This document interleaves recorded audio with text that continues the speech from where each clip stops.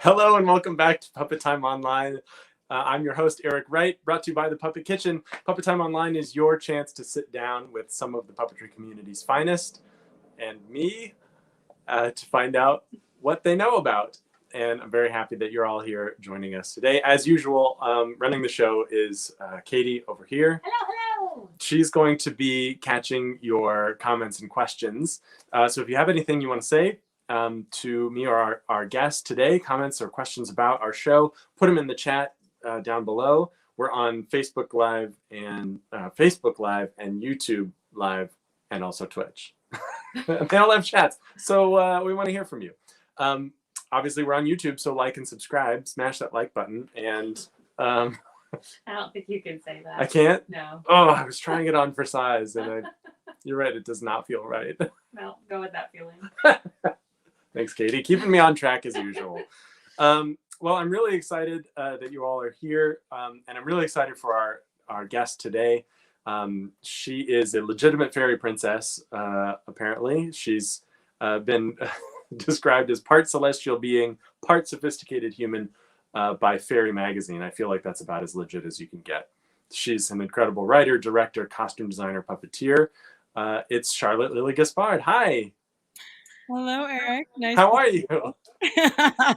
I'm great. You know, I think if you affected a British accent, then maybe you could say smash that like button. Just go ahead and smash that like button. Go ahead and just push on it. I think maybe you're right. Katie, votes? We'll ask the audience to weigh in on that. Where do we sit where an almost 40-year-old says smash that like button? I don't know. Thank you so much for being here. I'm really happy to have you on the show. We always like to start with asking people about how they got into puppetry. I wonder if you could tell us a little bit about how you got started. Yes, I'd love to. So, you know, to me, I feel like I came to puppets a little late in a way. As a young adult, I studied filmmaking when I was an undergrad, and I wanted to make movies and be a screenwriter. And then when I was out of school, I didn't really like working in the film industry. I didn't really feel like I fit in, and it was very early mornings, and it was a bit of a boys' club as well. So I turned back to my first love, which is theater. I grew up in an off-Broadway theater in New York City. So I started working in costumes. I have been sewing since I was 10 years old and making my own costumes. So I was working in theater very happily for many years. But, you know, the part of me that was like, yes, but I still want to tell my own stories. I still want to be a playwright and director. And then I was commissioned to make some shadow puppets for my friend's music project. And I was always taking on odd art projects that didn't quite fit into the costume category, but didn't quite fit into any clear-cut, definitive thing. It was just like, build me a magical thing. And I made these shadow puppets, and I instantly was in love and became obsessed. Started studying shadow puppetry. I moved to New Orleans for a few months and worked at the Mudlark Public Theater down there with incredible puppet artists who does shadow puppets and marionettes and every other kind of puppet that you can imagine. And, you know, from there, it just kind of snowballed and took over my entire life. So a few years later, I started Midnight Radio Show, my own company.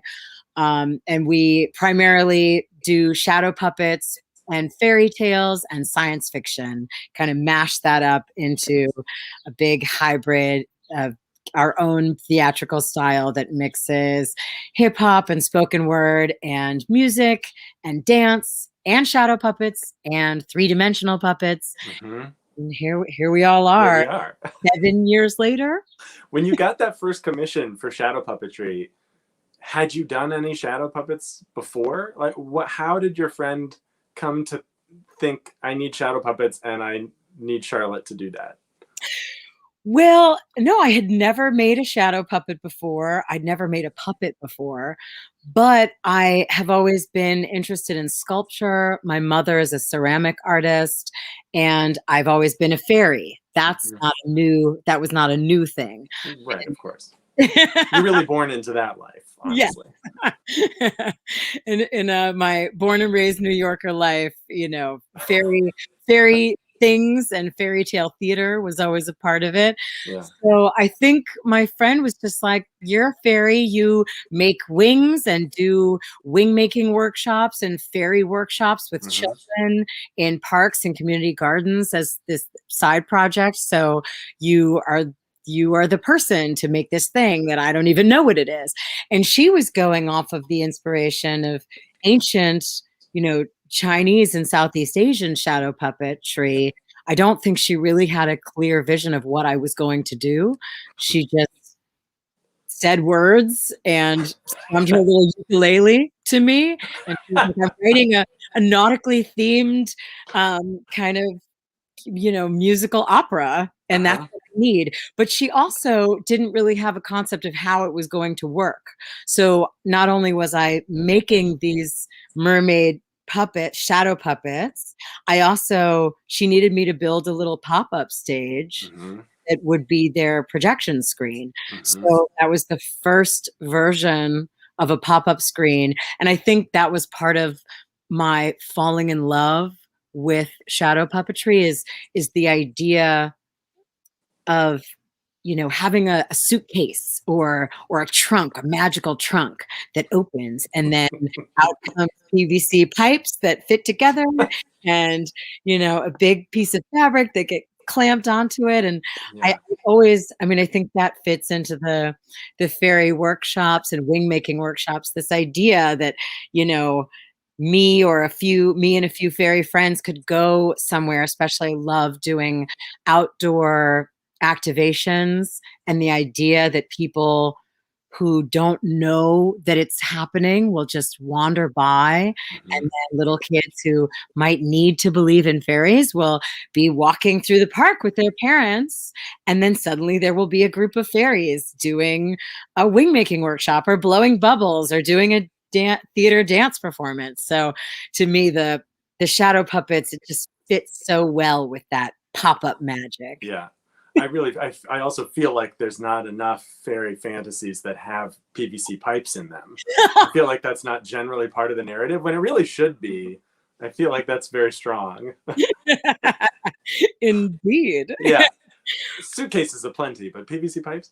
So my follow-up to how did you get into puppetry is always what keeps you in puppetry. Now that you're here, what is it that keeps you in this art form and in this medium?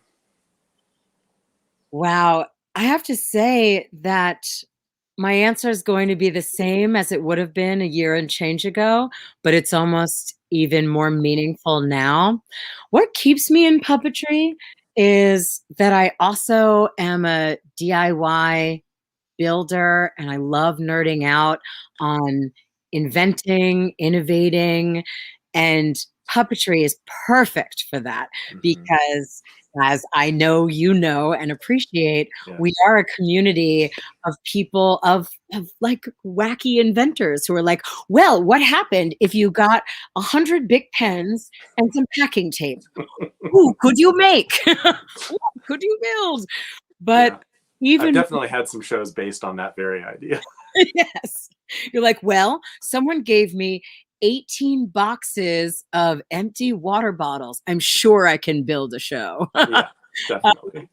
So that definitely keeps me there. But I have to say, through the pandemic, I have been continually inspired by the way that, we're all innovators, we're all inventors and Imaginarium people, but even more in the face of hardship and feeling like so much is taken away from us.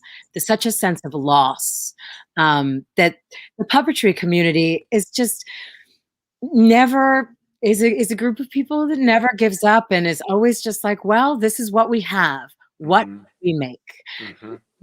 Whether it's limited materials or let's make a show built out of garbage and recycling, or or we have a group of kids or adults, let's just improv our way into a story or a narrative.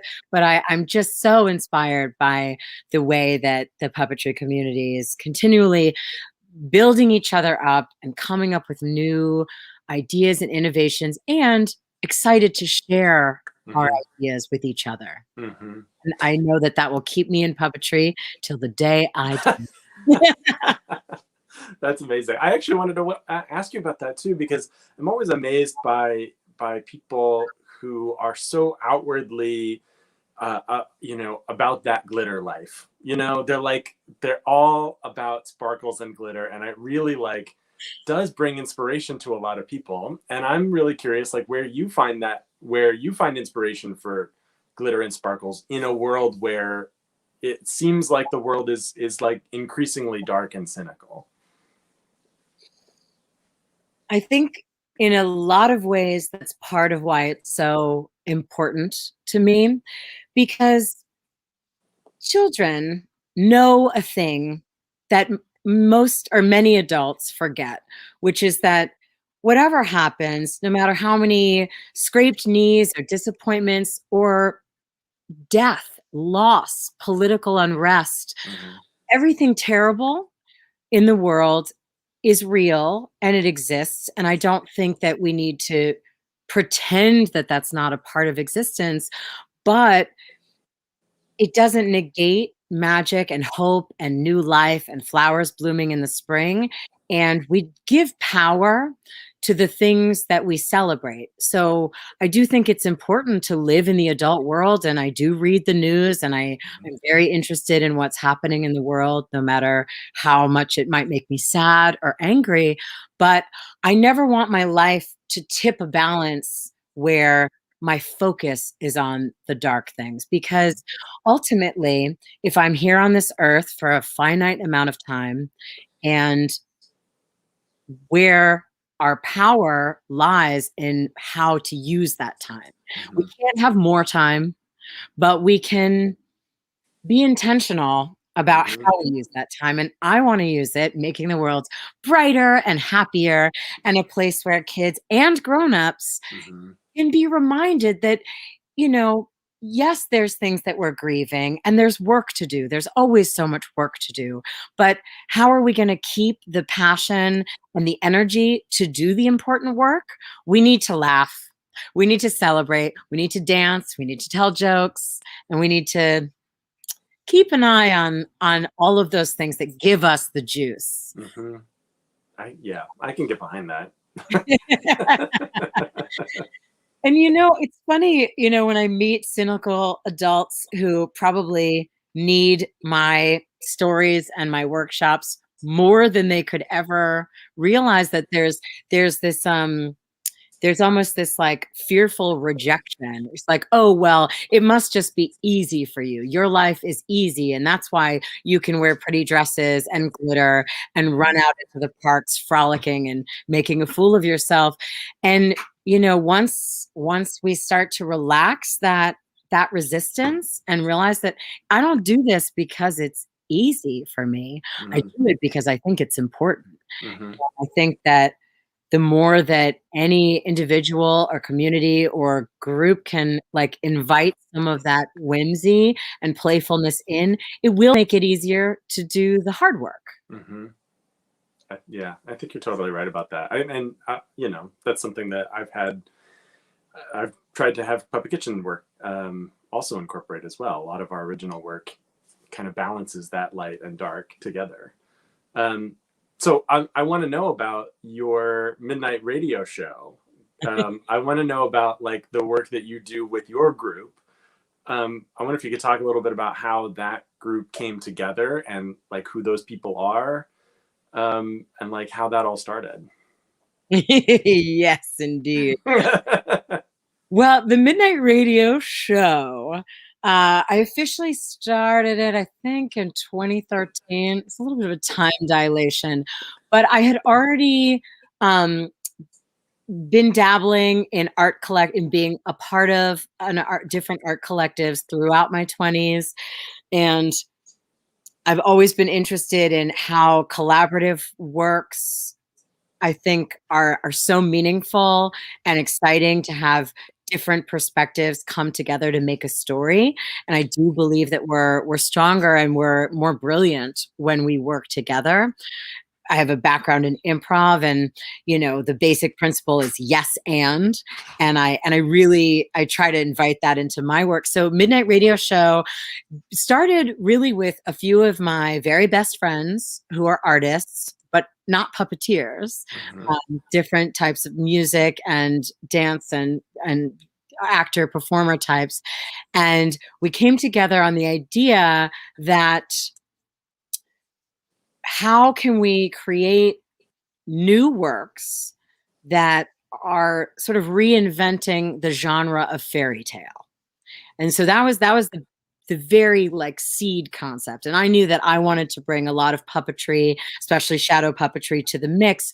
But the rest of my collaborators came much more interested in composing original songs that would score, and also a different type of musical theater. Because, we also, one of the foundational concepts is how can we make musical theater that's not the musical theater, traditional musical theater. Exactly. And so, we were coming together every month at least, and devising, writing collaboratively. And I'm the lead playwright, and a lot of our stories, I do write them, but everybody is a part of that. And so, we started with a handful of friends. It's now 15 of us. And since the pandemic, we were an international group, but all living in New York. But now people have moved all over. So we have members. One of our dancers is moved back to India. Sukeshi Dalmia, classically trained Indian dancer. She's performing with us on Zoom from India, getting up to do our shows. And we have some other born and raised New Yorkers, Malik Work, who is also a playwright, but primarily spoken word artist, and teaches hip hop theater and a lot of Shakespeare, actually. So very much interested in music and verse in storytelling. And how did you all meet originally? You said they're all artist friends of yours. Did you meet in any coming together in any particular place in New York, or through, or is I don't know, how do you meet other people like that? Many through common interests. So, some of them, at least one of my core members was actually in a performance improv troupe that I created, that I founded when I was in my 20s, called the Fairy Tale Experiment. So that's a bit of a through line. But also, we like the same costume parties and the same, hybrid hip hop concert shows with circus performers mixed in. So a lot of it is just similar passions. But starting with that core, many of our members also, then it spreads from there. So, a member of Midnight Radio Show would be like, I met this amazing songwriter who is looking to be part of a performance troupe and write original songs. And so that person comes in and starts playing with us and becomes a member. Our ballerina, actually, who has been in almost every show since the beginning, that happened because we had another actor in the show who got injured, and she was going to do a dance performance, and she suggested her friend. She was like, my friend would love Midnight Radio Show, so I'm just recommending her. And so Lee Shanfine jumped in, and now she's been our resident ballerina for 6 years now. That's so So cool. I think it's a lot to do with magnetism. Mhm. And as much as we have held auditions and recruited people in the more traditional way of, you write up a mission statement for your company and you post it around and you hold auditions and interviews, we have met and expanded our team that way. But mostly it's magnetism. Someone will even come to a midnight radio show, Mhm. be like, you guys are my kind of crazy. How can I be down? And then we're like, well, jump in. We're doing an open mic night. We're doing Mhm.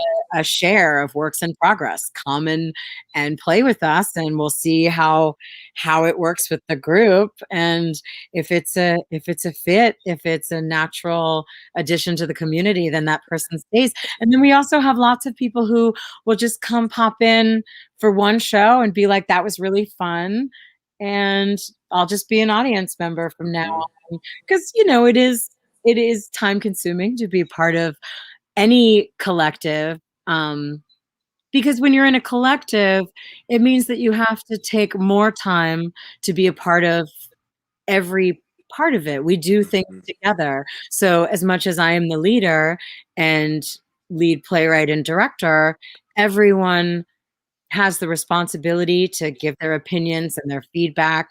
I mean, my dancers always weigh in just as much as the actors about what the play is. Mhm. And I've even had them mention that it's really different and kind of special because usually as dancers, nobody wants to hear their opinion about the Right. words in the play. They're Right. just going to be bodies, beautiful bodies moving. So I do think that's part of why what we're doing is so special, Mhm. but it's also time consuming. Right. Well, how do you structure that time? A lot of the folks that we have on the show, I'm obviously, because I also run a company, I'm very curious, like how you balance your time, like structuring how the company runs, and then versus actually doing the work of the company and like having the playtime. Yes, it took me a little while to figure that out, as I think is natural. But part of it is that we're seasonal, and our Hmm. seasons are very much based each year on what everyone has going on. We only produce 2 shows with the whole company per year. Hmm. We do a pretty compressed timeline Hmm. with those.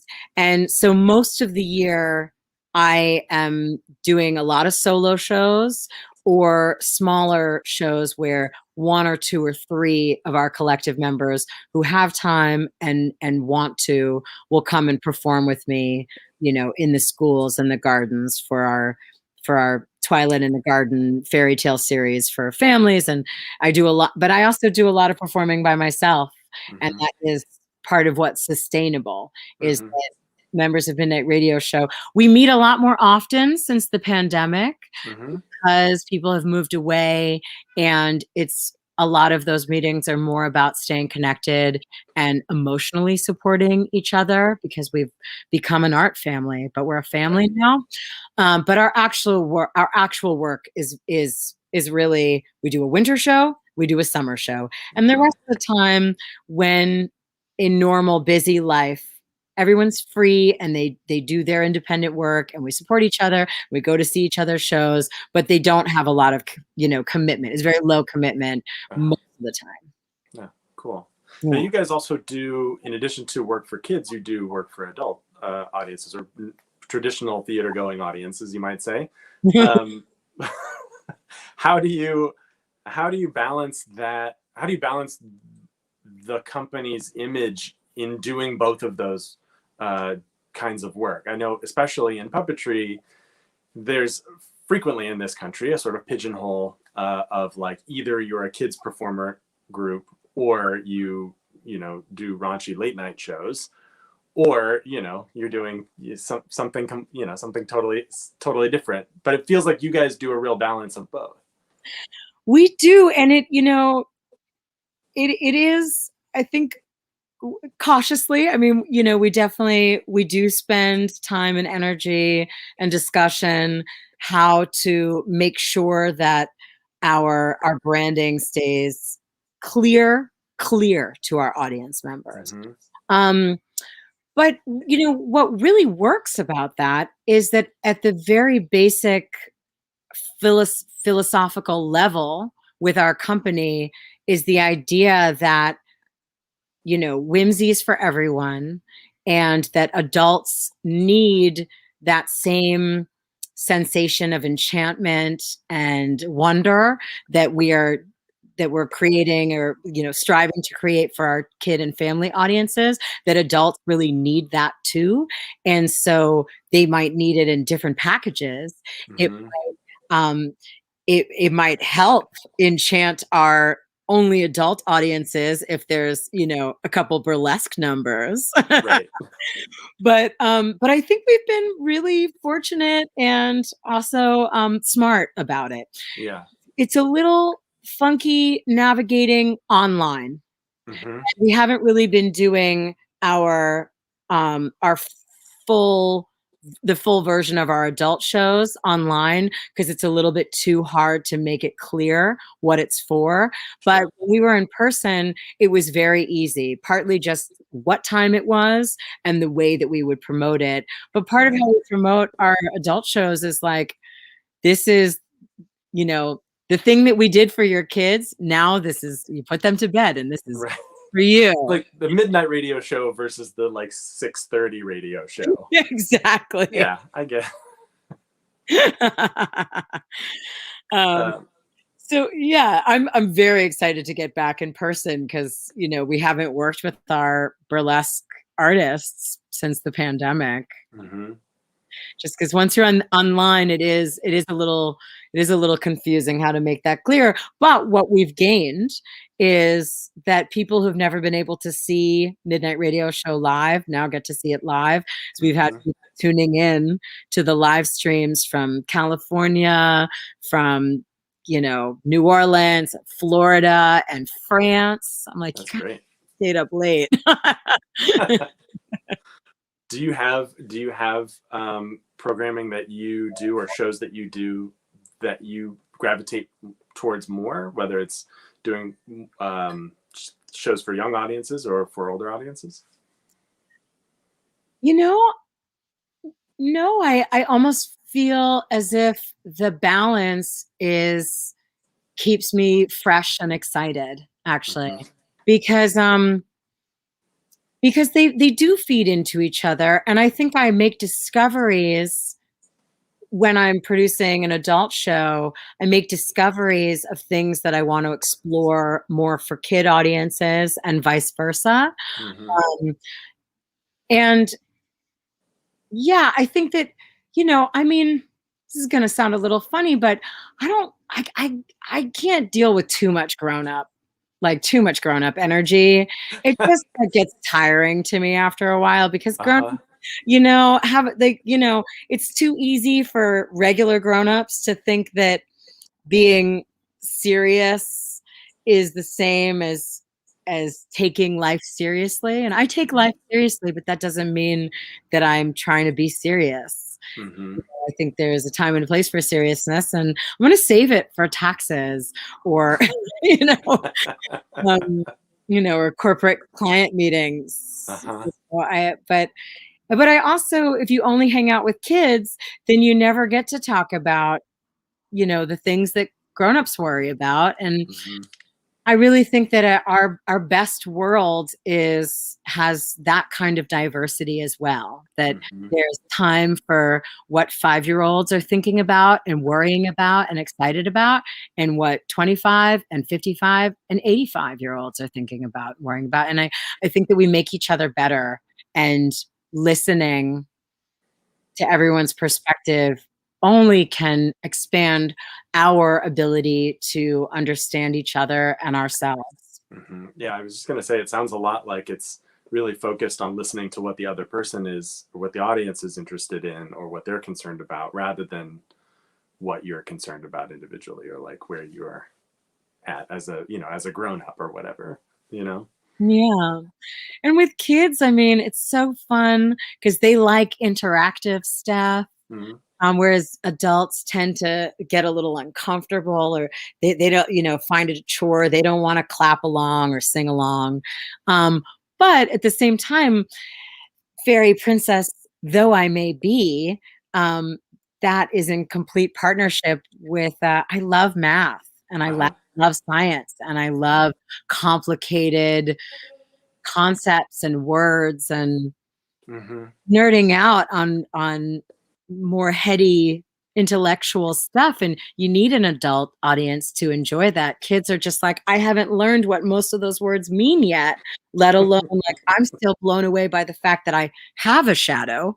A shadow is a thing that I can cast on the wall. I think that's part of the balance too. Yeah, I guess you never really think about the fact that shadows are just relatively new for kids in general.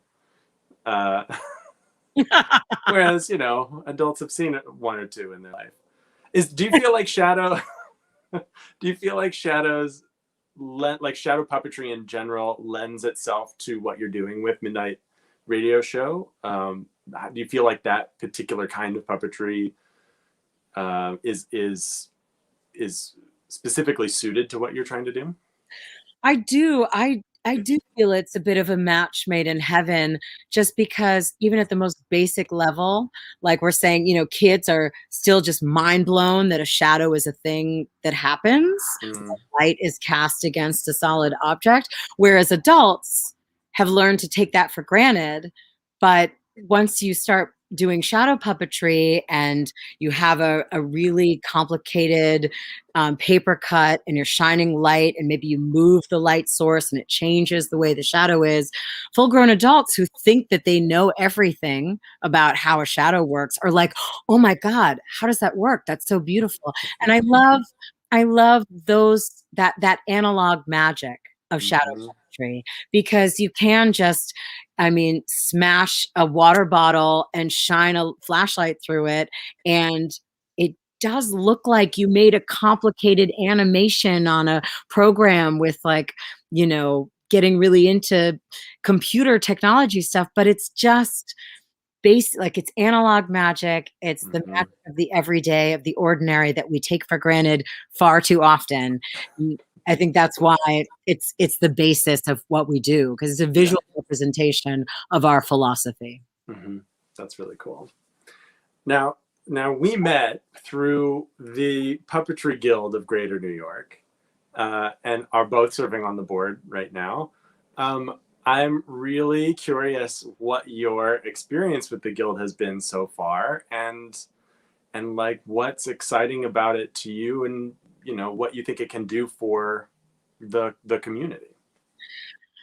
Well, it's been wonderful. It's such an honor. I joined the Puppetry Guild a few years ago as a member, but I was invited to join the board during the pandemic. I officially joined, I believe, in September or October of 2020. And so, to have an opportunity to help be, you know, helping run the engine that keeps the local puppetry community connected to each other in a time when we're facing such a sense of isolation is really exciting. I'm very pleased to see what we can do, because even though I have a lot of compassion and I wish there was more, or I'm excited to be back in person for a lot of our senior members, especially, who are the heart and soul, this legacy of puppetry and the Puppetry Guild of Greater New York coming together. But I'm also excited to bring in and connect this, like, seriously multi-generational. We have octogenarian members, and and everyone down to I haven't seen her much in our Zooms, but I know that we have at least one teen member. And so, I'm so looking forward to when we get back in person, because it'll just be so beautiful to see in a room everyone from, 14-year-olds to 80-something-year-olds coming together on the love of this art form that is ancient, technically, but always. Yeah, I would say so. Yeah. Yes, but I'm really proud of what we've been able to do over the last season. for those listening who are not on the Puppetry Guild, we've continued to present our membership meetings every other month with different themes. And I think we've really found a way to both learn together, because that's part of what's so cool about being a puppeteer. No matter how professional you are, you're always learning and excited to learn. But we've also, I think we've provided something to look forward to for people in a time of isolation, and reasons to laugh and get dressed up and kind of see your friends and keep the club going.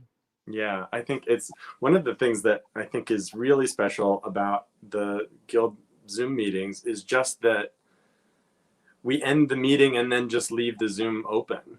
I feel like it's sometimes I hang around for those, sometimes I don't, but there are people who hang around and are just there to like chat and see one another. And that really has been a big part of what Guild meetings have been about, is just like seeing each other and just like catching up on, an excuse to catch up and, see one another on a regular basis. Yeah. Regardless of what, what brought you there. It's pretty neat. Yeah. And it's such I love when we come together for something that we love. I mean, this art form, this, it's such a cool thing that one connecting theme makes it so easy for people who are so different and on the surface might not look or seem like they have much in common, but we have so much in common because we all love puppets and what they can do, and how it's a way to tell stories or, be crafty. And also for anyone out there who is not a member of Puppetry Guild of Greater New York, our last meeting of this season is May 11th. And you're welcome to pop in. You can get on our mailing list, and you don't have to become a member to join us for a meeting. We're going to be doing a show and share. So puppeteers of all different skill levels and all with passion, but different levels of professionality, so to speak, are going to be sharing little stories and showing us either puppets that they've built over the last year or their workspace that they've created over the pandemic. So it's going to be really special. So keep an eye on that if you'd like to join us. It's going to be really, really cool, I think. I'm excited. Oh, by the way, that website is pgogny.org. Pagogny, for those in the know.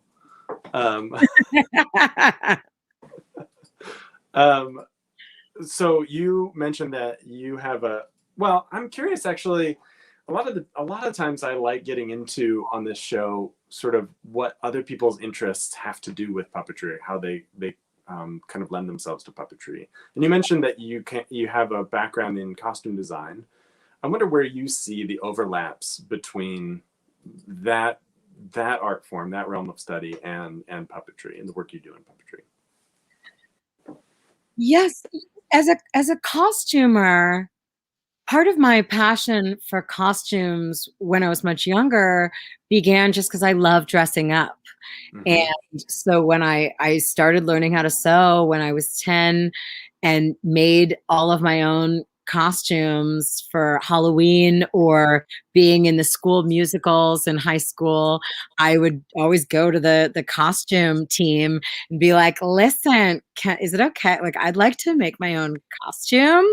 Can I work within your design? And they're like, sure, that like makes it easier for us, but it's still our design. Like, what are you going to do? And I'm like, well, can we develop a sketch together and then I'll just build it? So I love the collaborative nature of that. But I also was always interested in sculptural things. And at the time I didn't think about it this way, but I came to think of it as wearable puppet pieces.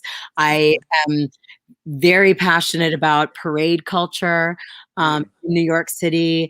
Mermaid Parade, I have a medal, second place from 2009 from the Mermaid Parade. My gosh, royalty.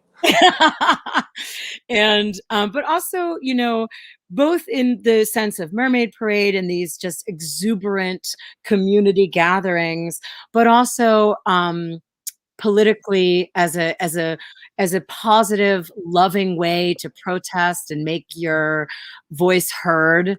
That's always been very important to me. So once I started getting into puppetry, of course, from the start, I was just obsessed with shadow puppets. And so that was paper cuts. And it was as if I just wanted to draw with my X-Acto knife. But the more that I, obsessively did that until I was like, okay, I guess I can make a little time to build some three-dimensional friends. Yeah. All of those sewing skills and sculptural skills have come in such handy. And it's like I started almost making tiny versions of my own costumes.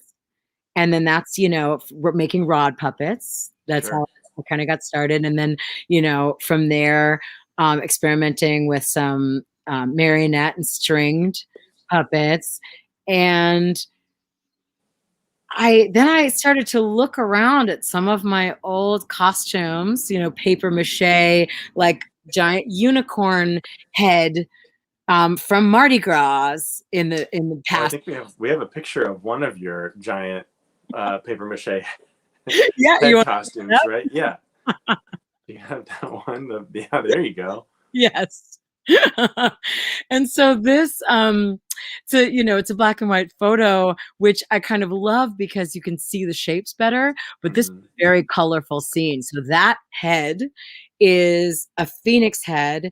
It is red and gold and glitter and paper mache. The mouth opens and you can sort of see that there's a puppeteer behind me because I'm playing the body and the wings and the voice.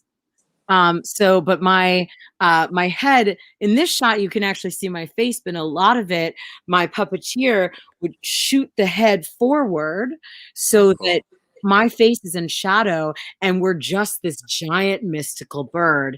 And I do love playing with this kind of idea. And part of that does come from this background. I was making paper mache heads and wings and like claw hands for parades and for theatrical performances.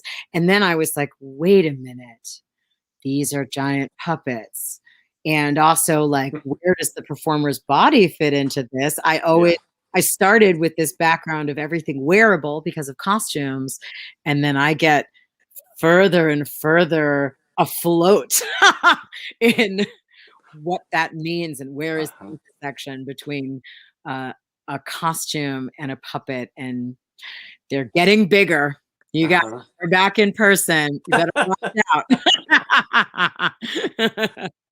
What did you mentioned that when you first got into shadow puppetry that you like first fell in love with it and then you like went to go find out as much as you could about it.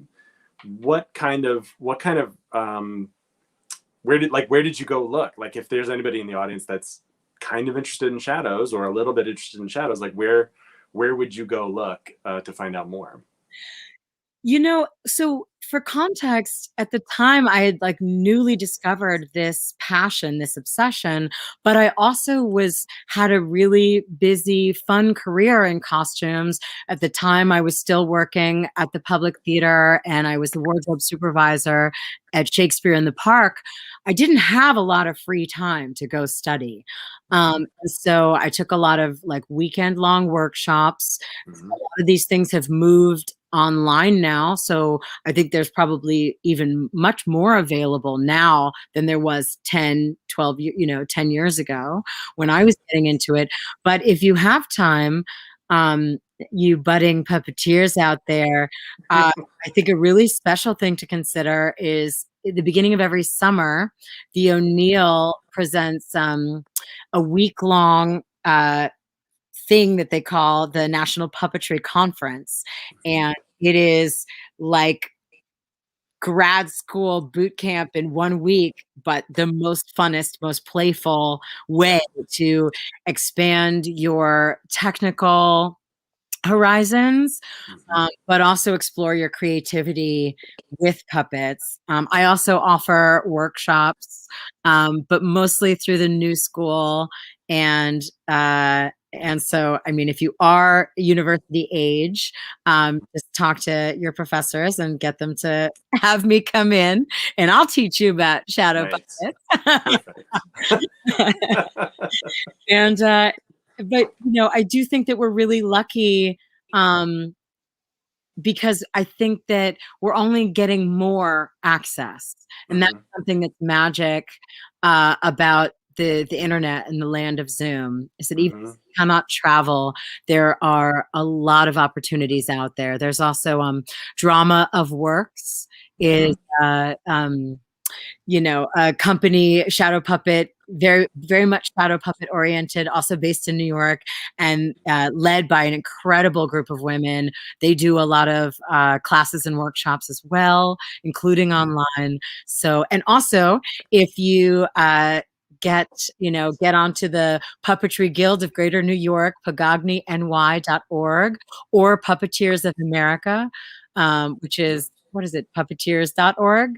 I believe so, yes. I think so. There are tons of resources, and I would really urge you to look into what your local puppetry guild is. There's one for every region in America, and we're all in this together to learn and innovate and support each other. So join us. Well, that is a perfect place to wrap things up. That is so great. Thank you so much for being on the show, Charlotte. It's just a joy talking with you. I look forward to the next board meeting and the next guild meeting, and to see the next thing that you're working on. You said that Midnight Radio Show has a summer show every year. Are you guys having one coming up? We do. So please sign up on our mailing list if you're so inclined, or keep checking back at our website. We post our workshops, happenings, and our summer show. You don't want to miss it. We will transport you to a fantastical galaxy. It has been said. It is known. And we hope to see you out in the world or here in the internet world. Well, thank you again so much. It's really nice talking to you. I'll talk to you soon. Thank you for having me. Bye. Bye. Well, thank you all again for joining us for another Puppet Time Online. And a huge thanks again to our guest, Charlotte Lily Gaspard. Again, you can check out more of her work at midnightradioshow.org. They've always got tons of stuff going on online and in person now, which is really exciting. As for us, you can help support the show on Patreon. We've got a Patreon account, patreon.com/puppetkitchen. You can support this show, help us get more great guests like Charlotte, and there will be some exclusive Patreon perks. Just go check it out. Like and subscribe to this video, of course. What's the word on smash that like button? Did we hear? No one said anything, so I think that's. I think we keep it. Maybe not. Anyway, we'll have another Puppet Time Online next week. We're live every Wednesday at 2 p.m. Eastern. That's right in the middle of the week. And we'll have another great guest to talk about puppetry and the things that they know about. So join us again. Thanks, Katie. You're welcome, Eric. Thanks, Eric. And thanks all to you for watching. We'll catch you next time. Just remember, you don't have to do everything. Do something. See you later.